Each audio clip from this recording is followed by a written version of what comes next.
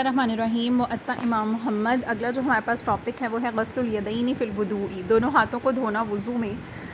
دیکھیں ہم لوگوں نے جو وضو کے فرائض پڑھے تھے اس کے بیچ میں دونوں ہاتھوں کو کوہنیوں سمیت دھونا شامل تھا، ٹھیک ہے۔ تو یہ دونوں ہاتھ دھونے والا کون سا ہوگا؟ تو سب سے پہلے وضو کرنے سے پہلے ہم دونوں ہاتھ دھوتے ہیں اور پھر ہم کلی کرتے ہیں، تو یہ وہ جو سب سے پہلے ہاتھ دھوئے جاتے ہیں نا، یہ ان کا ذکر آ رہا ہے کہ یہ واجب یا فرض میں نہیں آتا بلکہ یہ سنت یا مستحبات میں سے شامل ہے، ٹھیک ہے۔ تو اگر ان کو ترک بھی کر دیا جائے، اس کو چھوڑ بھی دیا جائے، یعنی اگر پہلے ہاتھ نہیں بھی دھوئے ڈائریکٹ کلی کر لی تو اس سے کوئی گناہ جو ہے وہ نہیں ہوگا۔ یا اگر کوئی مطلب جیسے ہاتھ دھوتے ہوئے جو ہے وہ سب سے پہلے بسم اللہ پڑھ کر جب ہم ہاتھ دھوئیں گے تو اس وقت اگر ہاتھ کا کوئی حصہ خشک رہ بھی جاتا ہے تو بھی اس میں کوئی گناہ گار والی بات نہیں ہوگی۔ ہاں لیکن جو پہلے کلی کی، ناک میں پانی ڈالا، منہ دھویا اور منہ دھونے کے بعد جو ہاتھ اور کوہنیاں دھوئی جاتی ہیں اس میں اگر ذرا سا بھی حصہ کوئی خشک رہ جائے گا یا اس کو اگر کوئی شخص چھوڑ دے گا تو اس کا وضو نہیں ہوگا، کیونکہ وہ چیز جو ہے نا وہ اصل میں فرض ہے، یعنی جس کا قرآن مجید میں ذکر ہے نا کہ اپنے ہاتھوں کو کوہنیوں سمیت دھو، وہ اس کا ذکر وہ والا ہے۔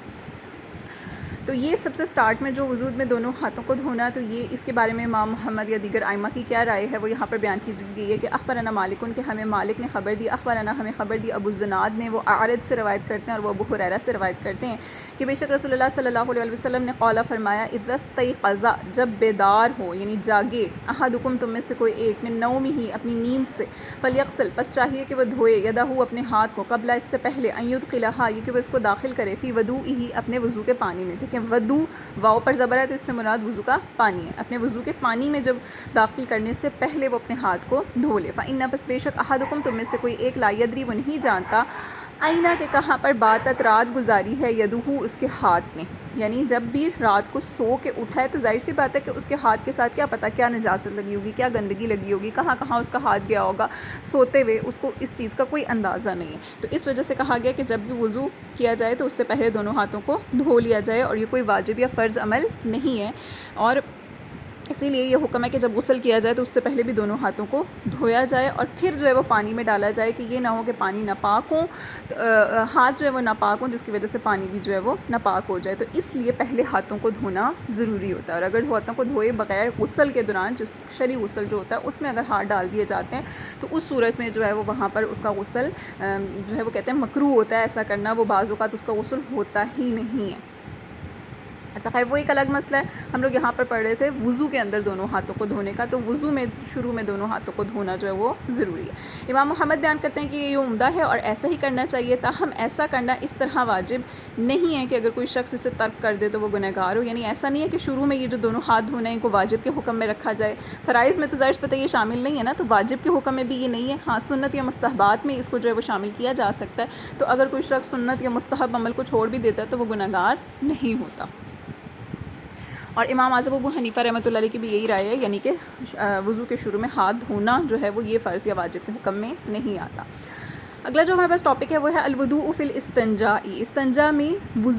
جو پانی، وضوئی یعنی وضو کا جو پانی ہے، یا ویسے ودو کا لفظ جو ہے وہ پانی کے لیے استعمال کیا گیا ہے کہ استنجا میں اگر پانی کے ساتھ استنجا کیا جائے تو کیا جائز ہے یا نہیں جائز۔ بہشتی زیور میں آپ نے بہت ڈیٹیل کے ساتھ یہ چیزیں پڑھی تھیں کہ پانی کے ساتھ جو ہے وہ استنجا کرنا سب سے افضل اور بہتر سمجھا جاتا ہے، لیکن بعض حضرات یہ بھی کہتے تھے کہ پانی کے ساتھ جو ہے وہ استنجا کرنا کو درست نہیں سمجھتے تھے، وہ یہ کہتے تھے کیونکہ پہلے زمانے میں نا ڈھیلے پتھر وغیرہ یہ چیزیں زیادہ استعمال ہوتی تھیں تو وہ اسی چیز کو زیادہ بہتر اور افضل سمجھا کرتے تھے، اور اس کے بارے میں میرے خیال میں آپ کو پہلے بھی یہ بتا چکی ہوں، یہ شاید ہم پڑھ چکے ہیں اس سلسلے میں،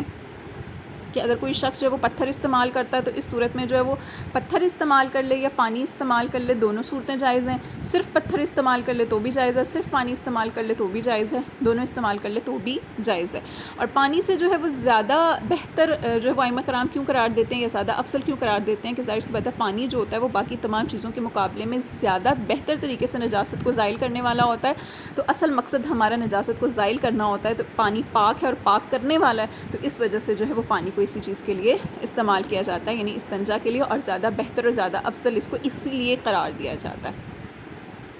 اب بعض جو حضرات ہیں وہ یہ کہتے ہیں کہ اس سے استنجا کرنا درست نہیں ہوگا پانی سے، تو ہو سکتا ہے وہ اس چیز کی وجہ سے کرتے ہوں کہ ایک تو یہ کہ پانی کے پاک یا ناپاک ہونے میں کوئی شک ہو، تو مے بی ان کے ذہن میں اس وجہ سے وہ اس چیز کو جو ہے وہ جائز قرار نہ دیتے ہوں، کیونکہ پانی کے پاک یا ناپاک ہونے میں جو ہے وہ کوئی بعض اوقات بعض جگہیں ایسی ہوتی ہیں کہ شک و شبہ ہوتا ہے، اور بعض اوقات ایسا بھی ہو سکتا ہے کہ وہاں پر پانی موجود نہ ہو، تو ظاہر سی بات ہے کہ اس صورت میں پھر دوسری چیز کی طرف جانا پڑے گا، کیونکہ ڈھیلے پتھر وغیرہ وہ تو ہر جگہ پر موجود ہوتے ہیں نا، تو اس وجہ سے بھی جو ہے وہ درست قرار وہ نہیں دیتے تھے۔ اور تیسری وجہ اس کی یہ بھی بیان کی جاتی ہے کہ ہو سکتا ہے کہ جب پانی کا استعمال کیا جاتا ہے تو انسان کو اپنا سطر یعنی اپنے کپڑے وغیرہ جو ہے وہ پانی سے بچانے کے لیے زیادہ جو ہے وہ سنبھالنے پڑتے ہیں، تو اس صورت میں سطر جو ہے وہ ظاہر ہو جائے، بے پردگی زیادہ نہ ہو جائے، اس کی وجہ سے میں بھی اس چیز کو منع کیا جاتا ہو، ٹھیک ہے۔ تو پانی کے ذریعے استنجا کرنے کا جو حکم ہے وہ ہم یہاں پر پڑھ لیتے ہیں کہ اخبرنا مالک، ہمیں جو ہے وہ مالک نے خبر دی ہے، اخبرنا یحییٰ بن محمد بن طحلہ، کہ وہ یحییٰ بن محمد بن طحلہ نے ان کو خبر دی ہے، اور وہ عثمان بن عبد الرحمن سے روایت کرتے ہیں، ان اباہ کے بے شک ان کے والد نے ان کو خبر دی، انہو کہ سمع کہ انہوں نے سنا عمر بن خطاب سے یتودع کہ وہ وضو کرتے تھے، وضو کرنا، یعنی یہاں پر وضو کرنے سے مراد جو ہے نا وہ استنجا کرنا ہوگا، یعنی دھونا مراد ہوگا، ٹھیک ہے، پانی کے ذریعے وہ دھوا کرتے تھے، لما ساتھ اس کے جو تحت ازاری ہی ان کے ازار سے نیچے کا مقام تھا، ازار سے نیچے یعنی جو تہبند باندھا جاتا ہے نا، جو شلوار وغیرہ یعنی پہنی جاتی ہے، پہلے زمانے میں تو دھوتیاں ہوتی تھی نا، تو دھوتی زار بندی اس کو کہا جاتا ہے، ٹھیک ہے، تہبند وغیرہ، تو اس کے نیچے کا حصہ یعنی جو ان کی شرمگاہ وغیرہ تھی اس کو وہ پانی کے ذریعے دھوتے تھے۔ اور قال محمد، امام محمد بیان فرماتے ہیں کہ ناخذو ہم لیتے ہیں، وبہذا ناخذو، اور ہم اسی کو لیتے ہیں، یعنی ہم اسی کو جو ہے وہ اختیار کرتے ہیں، والاستنجاء، اور استنجا کرنا، بالماء، پانی کے ساتھ، احب، زیادہ محبوب ہے، الینا، ہماری طرف، من غیرہ، اس کے علاوہ سے، یعنی پانی سے استنجا کرنا باقی تمام چیزوں سے استنجا کرنے سے زیادہ پسندیدہ عمل ہے، وہو قول ابی حنیفہ رحمہ اللہ، اور امام ابو حنیفہ رحمۃ اللہ علیہ کا بھی یہی قول ہے۔ اب آگے جو اس کی وضاحت دی گئی ہے وہ یہ ہے کہ پانی کے ذریعے استنجا کرنے کا حکم کیا ہے، تو جمہور اہل علم کے نزدیک پانی کے ذریعے استنجا کرنا جائز ہے، چاروں مذاہب کے فقہا جو ہیں وہ اس بات پر متفق ہیں، امام بخاری کے جو استاد ہیں ابن ابی شیبہ نے اپنی کتاب المصنف میں ایسی روایات نقل کی ہیں جن سے یہ ظاہر ہوتا ہے کہ بعض اسلاف اس کو درست نہیں سمجھتے تھے، جیسے کہ حضرت ابن عمر، حضرت حذیفہ، حضرت اسود، حضرت عبد الرحمن بن یزید اور حضرت عبداللہ بن زبیر رضی اللہ عنہم اجمعین کے حوالے سے جو روایات منقول ہیں، اور حافظ ابن حجر لکھتے ہیں کہ ابن شیبہ نے صحیح اسانید کے ساتھ یہ روایات جو ہے وہ نقل کی ہیں، یعنی جو اوپر جو بعض اسلاف ایسے تھے نا جو درست نہیں سمجھتے تھے، ان کا موقف میں آپ کو بتا چکی ہوں، 3 وجوہات بتا چکی ہوں کہ ان میں سے کوئی ایک وجہ ہو جس کی وجہ سے وہ اس کو جائز یا درست، جائز تو سمجھتے تھے لیکن زیادہ بہتر یا زیادہ درست نہیں سمجھتے تھے۔ اچھا، نبی کریم صلی اللہ علیہ وسلم کی احادیث سے کہتے ہیں اس بات کی وضاحت ہو جاتی ہے کہ ایسا کرنا سنت سے ثابت ہے، اس بارے میں ایک دلیل وہ حدیث ہے جسے امام بخاری نے یہاں پر نقل کیا ہے،